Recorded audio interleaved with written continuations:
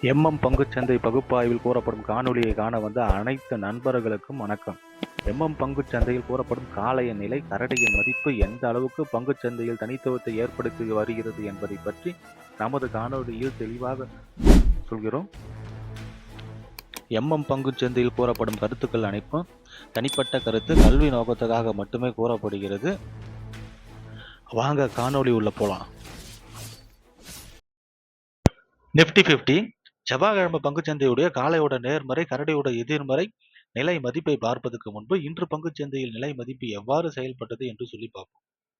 வெள்ளிக்கிழமை பங்குச்சந்தை முடிவில் நம்ம என்ன பேசியிருந்தோம்னா 26,038 நேர்மறைனும் 25,958 எதிர்மறைனும் பேசியிருந்தோம். இன்று பங்குச்சந்தையோட துவக்கம் 26,063. இது ஒரு நேர்மறையான துவக்கம் தான். துவக்கம் கிடைச்ச உடனே காளையோட இலக்கு 26,092 என்ற நிலையை அடைகிறாங்க. அங்கு கரடிகள் தடுத்து நிறுத்தி நேர்மறைக்கு கீழே வராங்க. நேர்மறைக்கு கீழே வந்தவங்கள காளைகளை நேர்மறைக்கு மேல அனுப்பாம எதிர்மறைக்கு வராங்க. எதிர்மறைக்கு கீழே வந்த காளைகளை எதிர்மறைக்கு மேல அனுப்பாம கரடிகள் தடுத்து நிறுத்தி இன்று பங்குச்சந்தையோட முடிவு 25,949. இதை பொறுத்து நாளைய பங்குச்சந்தையுடைய நேர்மறை மற்றும் எதிர்மறையை நம்ம பார்க்கலாம்.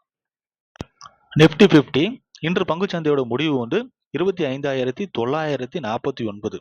இதை பொறுத்து நாளைய பங்குச்சந்தையோட காளையோட நேர்மறை 25,932. இலக்கு 1 26,038, இலக்கு 2 26,113.